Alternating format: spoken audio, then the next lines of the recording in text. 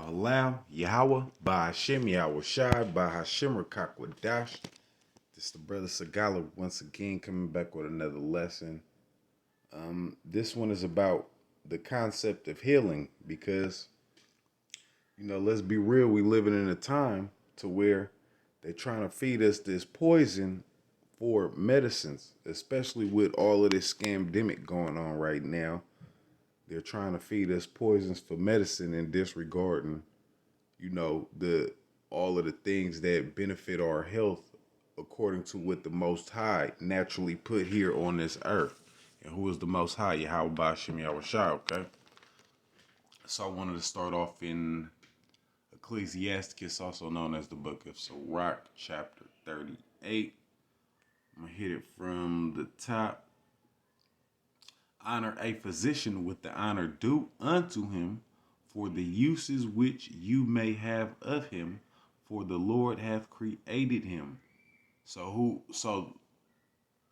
first and foremost, the Lord himself, starting with Yahweh, is the true physician.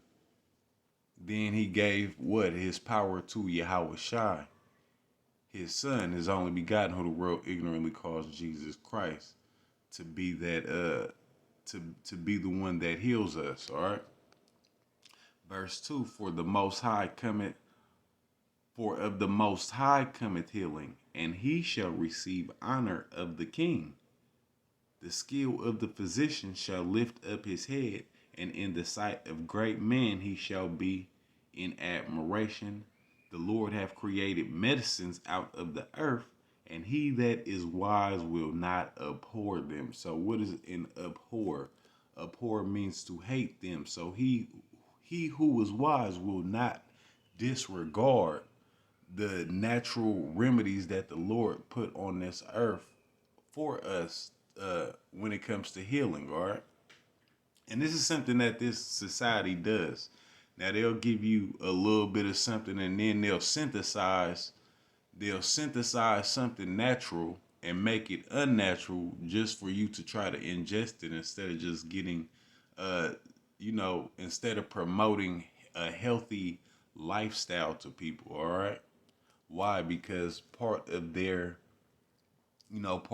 system, which is their healthcare system, is based on for profit. So it's not going to try to heal you. It's just going to try to keep you coming back for more treatments. So a treatment and a cure is two different things. And that's what these animals give you now is just treatments. So you keep spending money and you never get healed from whatever ailment a person might be going through at that time. So we just talking about the true concepts of healing, and we're going to go to, because all of this is going to come back. The knowledge of herbs, holistic healing, all of this is going to come back. So let's go to Revelation 22. We're talking about the kingdom of heaven. Revelation 22.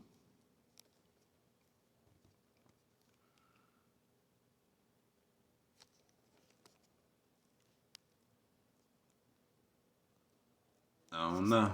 Let me see. Revelation. Bear with me.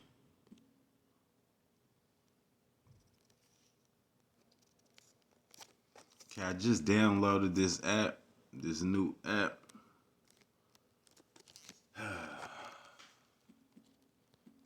We're going to get up out of there. We're going to go to the handy dandy Rev 22.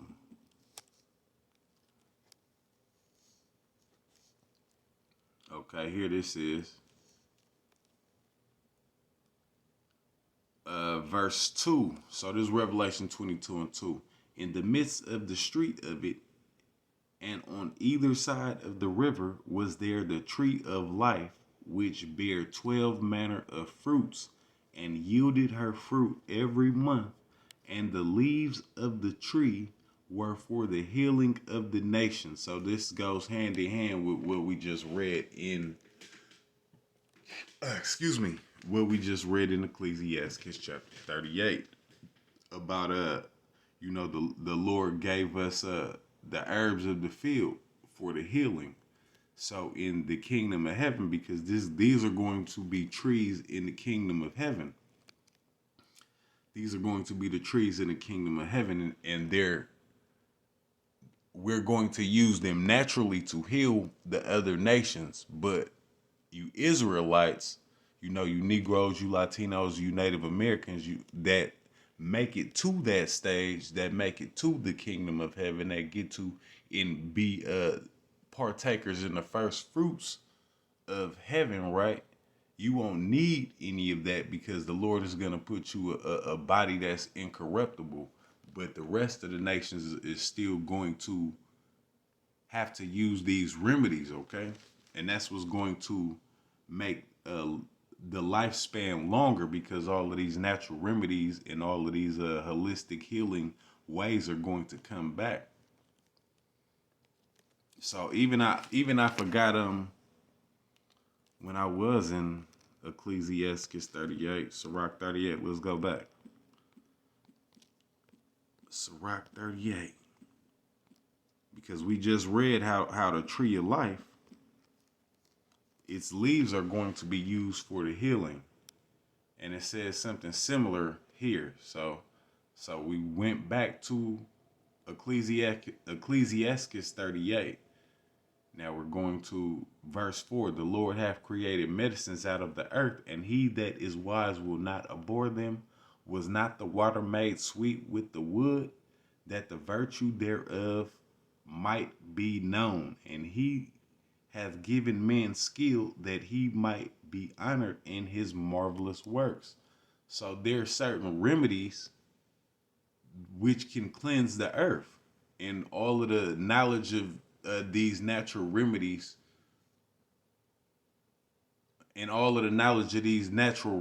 are going to come back. See, just how we read, the wood made the water sweet. Why? Because there was something wrong with the water where it had pollution in it, and they took some of the wood, they took that wood and they put it in the water, and it I guess it absorbed all of the pollution that was in that water system up, okay?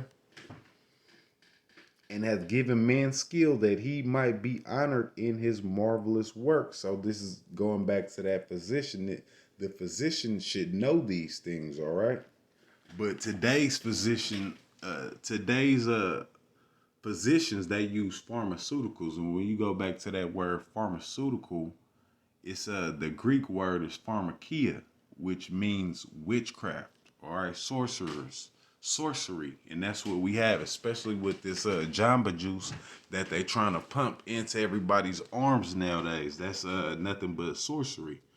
Even when you look at if you look at Walgreens sign or their emblem, right, they have a RX, which is shorthand for pharmakia, and then under that RX symbol, there is a witch's cauldron. They have that little pot, then they have the stars coming out of it. Why do they have the stars coming out of it? Because that star is a symbol of their god Lucifer, or whatever the case be. But it's also symbolic of that witch's cauldron, to where they're making these potions, all right, for sorcery.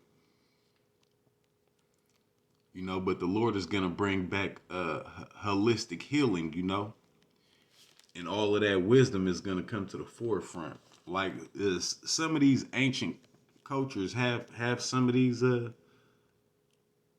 ways of healing, but the Lord is going to put all of it to the forefront. It's going to be way better than what you would say a Dr. Sebi would be able to do. But we just talking about the concepts of healing right now. But the first thing, when you see, the Lord is the true physician. So we have to seek the Lord for whenever our body is sick, whenever we have infirmities, whenever we have ailments. We have to seek the Lord. And we're gonna go into let's go into 2 Chronicles. Let's see if my app is getting back to working. 2 Chronicles. Let's get to 2 Chronicles.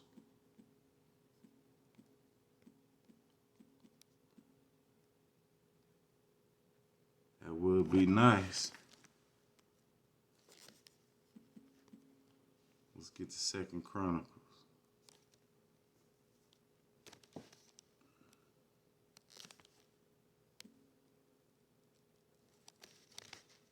See, that's some bull crap because I was just on it.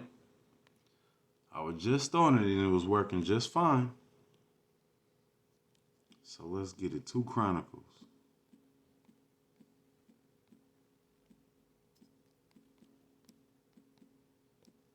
But they not about to stop this one. So this is 2 Chronicles chapter 16.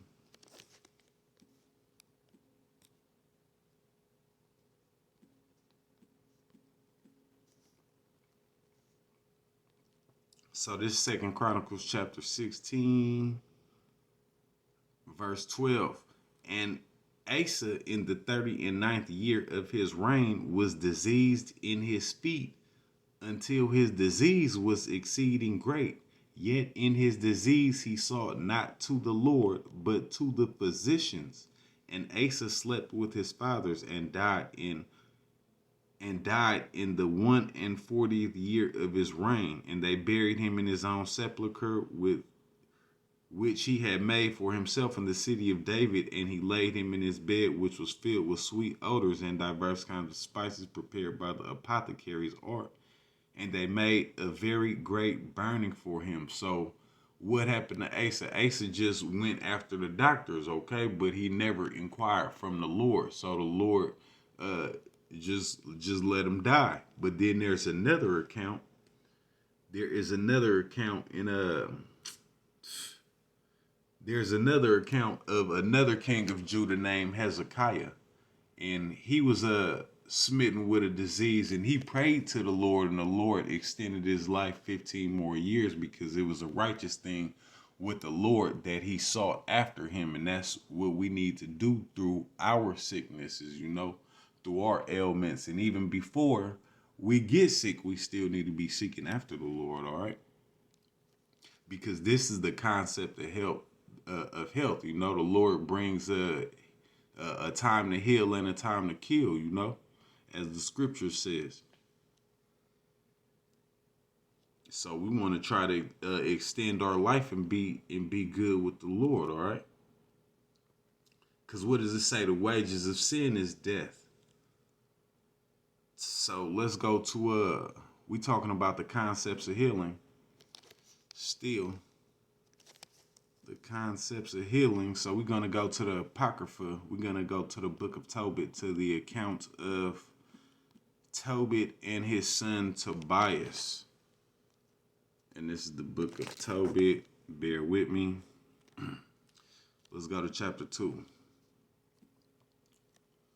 So this is Tobit, the 2nd chapter. Let's go to verse 10.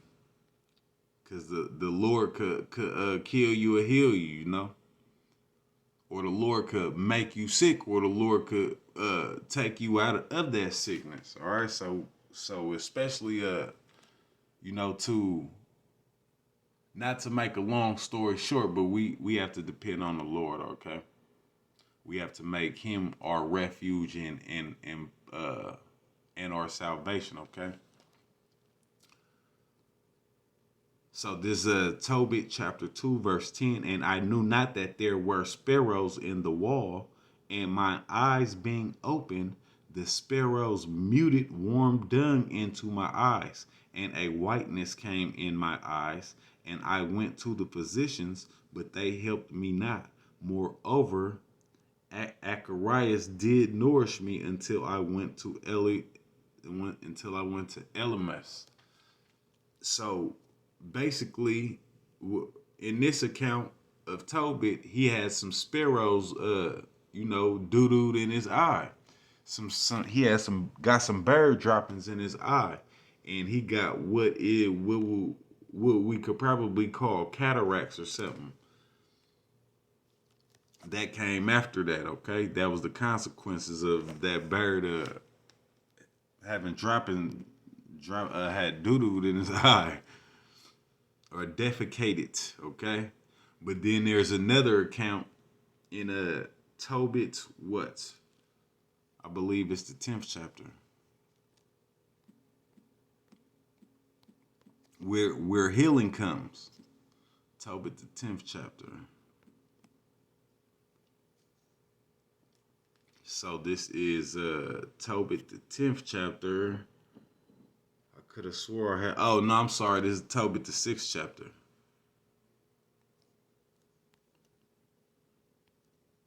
So this account in Tobit, the 6th chapter, okay? So in this account, Tobit's son Tobias, he was traveling with the angel, and he was traveling to another city so he could get a wife that was I think it was from his father's side that was promised to him. I believe it was his cousin, was promised his hand in marriage. So she was betrothed to him, and there was already men being given to her, but every time before they could consummate the marriage, there would be a demon that comes and that would attack the men till they die.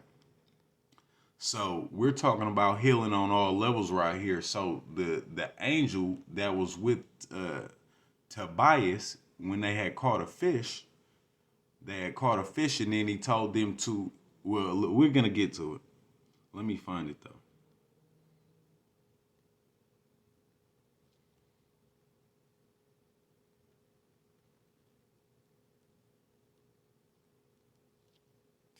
Okay, I could have swore I wrote it down.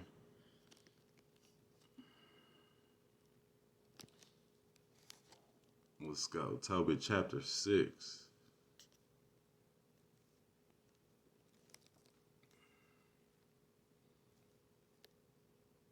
Okay, here we go. Here we go. And as they went on their journey, they came in the evening. I'm starting at verse 1, Tobit chapter 6. To the river Tigris, and they lodged there. And when the young man went down to wash himself, a fish leapt out of the river and would have devoured him. Then the angel said unto him, Take the fish. And the young man laid hold of the fish and drew it to land. To whom the angel said, Open the fish and take the heart and the liver and the gall and put them up safely. So the young man did as the angel commanded him, and when they had roasted the fish, they did eat it. Then they both went on their way till they drew near Ecbatane, and the young man said to the angel, Brother Azarias, to what use is the heart and the liver and the gall of the fish? And he said unto him, touching the heart, so this is concerning the heart and the liver, if a devil or an evil spirit trouble any, we must make a smoke thereof before the man or the woman, and the party shall be no more vexed. So now we're talking about healing on a spiritual level right now, using natural things such as like fish oil. But now we're talking about the heart and the liver of the fish, okay? You know, I'm not sure what type of spiritual power that concoction has, but obviously these are the mysteries of the scriptures, okay? So if any brothers, well, first and foremost, we just have to call on the name of the Lord. The Lord gave Yahweh, the Heavenly Father, gave his only begotten Son, Yahweh Shai. He gave him all of the power to cast out devils and demons and whatever the case be. So now we don't necessarily have to burn this type of smoke, but still just the healing properties we see comes from something natural, okay? But now we could just use the names of Yahweh and Yahweh Shai to cast out these devils, you know?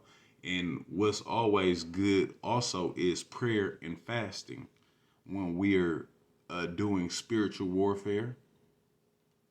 And it's also good for your body health-wise, okay? Verse 6, and when they were come near to Rages, the angel said to the young man, Brother, today we shall lodge with Ragul. Hold on. Oh, I'm sorry, verse 8. As for the gall, it is good to anoint a man that hath whiteness in his eyes, and he shall be healed. So the gallbladder of the fish was going to be used for his father Tobit, who had those sparrows had defecated in his eyes until he had it was going to cure his cataracts. So we just talking about the concepts of healing, because especially in the West, in these Western cultures, stemming from the West, when we talking about just the way of life and the lifestyle, as far as that's in Europe and in the Americas, okay, is gone away from holistic healing. But we're going to bring everything back to holistic healing once the righteous get in rulership. All right, so we went to Tobit's. So now let's go to Acts the 10th chapter.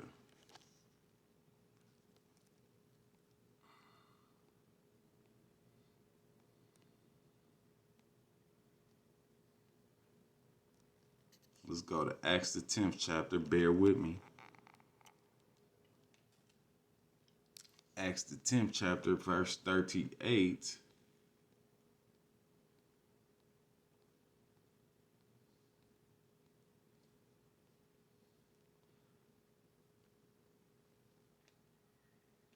How Yahweh anointed Yahushua of Nazareth with the Holy Ghost and with power, who went about doing good and healing all that were oppressed of the devil, for God was with him. Okay? And guess what? That brother Azarias that told Tobias to get the gallbladder, the liver, to get the gallbladder and the liver and the heart from that fish, that was a spirit sent from the Lord to teach him how to heal. All right? Because what?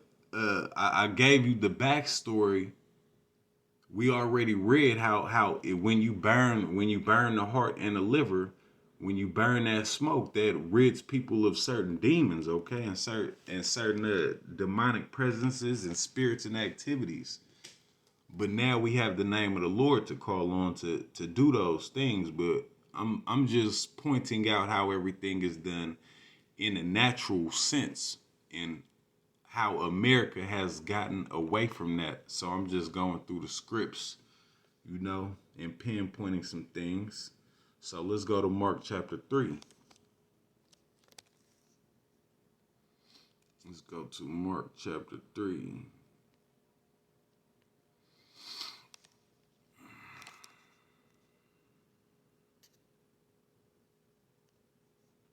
Let's go to Mark chapter 3. Okay. Let's go to verse 15. Verse 14. And he ordained 12, and they should be with him, and that he might send them forth to preach, and to have power to heal sicknesses, and to cast out devils. And that's what we seen that brother Azarias doing, which I think that was the spirit of Gabriel or Raphael. I'm forgetting, it was one of the two though, of those higher ranking angels, okay? Or was it Raphael? I'm not sure. I'm gonna have to go back and I'm gonna have to look. But that brother Azarias that we read in the scriptures was one of those angels that was sent from the Lord. That's why even in the scripture tells us in the book of Hebrews, it tells us don't forget to entertain strangers, because we might be entertaining angels unawares. Okay. Why? Because and guess what? That angel gave him tips on how to use natural resources to heal. Just like Yahushua gave us tips on how to use natural remedies to heal, okay? When the Lord was healing, he was making poultices with his own spit and putting it on people's eyes, and the scales would fall from their eyes. Why? Because Yahweh Shai is that position, okay? So this is okay, let's skip to Luke 13 now. We just talking about the concepts of healing. The concepts of healing. These are the facts of life. Luke chapter 13. Bear with me. This is Luke 13. I want to start at verse 11. And behold, there was a woman which had a spirit of infirmity 18 years, and was bowed together, and could in no wise lift herself up. So this was a woman who stayed hunched and bent over for 18 years and could not get up, okay? She had a spirit of infirmity on her. Verse 12, and when Yahushua saw her, he called her to him and said unto her, Woman, thou art loose from thine infirmity. And he laid his hands on her, and immediately she was made straight and glorified God. But my whole point is this woman was under these wicked spirits. They could cause infirmities, just how we were reading in the book of Tobit, how it was a wicked spirit placed on the woman that was betrothed to Tobit's son Tobias. It was a wicked spirit that followed, that attacked any man that tried to go into her, okay? Because why? For one, they was breaking the law because she was already betrothed to Tobit. But for two, I guess she had whatever spirit that needed to be cleansed using that those natural resources, or that remedy, or that poultice of the of the fish's, not gallbladder, but the heart and the liver, okay? And we see how that same spirit of healing, using that same fish, the gallbladder, was good for his father's eyes, because his father, we already know the story of the bird droppings getting in his eyes. We just went into it. So this is Luke chapter 11, verse 12. And when Yahushua saw her, he called her to him and said unto her, Woman, thou art loose from thine infirmity. So Yahushua, who the world ignorantly calls Jesus Christ, loose us from our infirmities. But because guess what? The devil tries to keep us bound up through infirmities and sicknesses and health problems. That's the way that the devil attacks us. These unclean spirits get on us, and they can cause certain sicknesses or whatever the case be.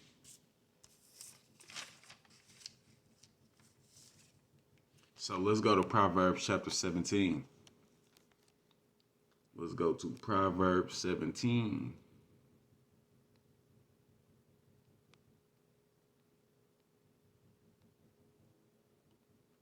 Let's go to Proverbs chapter 17. So this is Proverbs chapter 17, verse 22. A merry heart doeth good like a medicine, but a broken spirit drieth the bones. Why does it say that? Because this alluding to stress-related illnesses. When people are under stress, it physically manifests in their body. But when people are, relatively in a good mood or in an okay mood, it doesn't put that wear and tear on your body. Just like people could get sick because they're stressed out. And I've seen stress physically bring people down to that, and bring people down to that depressed state. And then when you start getting depressed, you start not taking care of yourself how you used to take care of yourself, which shifts over and spills over to your natural life, all right? And causes these health problems. So we can go to Proverbs, the 16th chapter now. Let's go to the 16th chapter. And we're going to go to verse 24. Pleasant words are as an honeycomb, sweet to the soul and health to the bones. So we talking about speaking life into people, okay? Speaking healing over people, okay? With those positive affirmations, speaking life into people, all right? This is what this is alluding to. So pleasant words are also healing, you know? Just like you could give somebody some advice that just like how we seen in Tobit where they gave where the angel gave him advice and gave him words of healing and he practiced it, okay? But somebody could just say something good, something good over you, okay, and you could feel good. It could rise you up out of that state and make you merry and take you out of that deep depression or whatever you going through, okay? That's making you sick. So we just talking about speaking words of life over people now. And this is all part of healing. Number one, go to the Lord. You know, the Lord takes care of the issues of day. You know, the issues of life and death come from the Lord. All right. So I'm gonna hit one more precept and then I'm gonna log out. So this is Psalm chapter 10. Let's go to Psalm chapter 10. Psalm chapter 103. I'm sorry.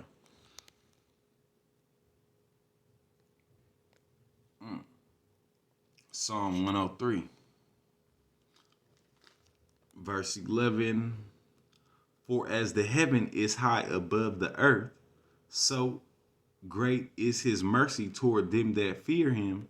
As far as the east is from the west, so far hath he removed our transgressions from us.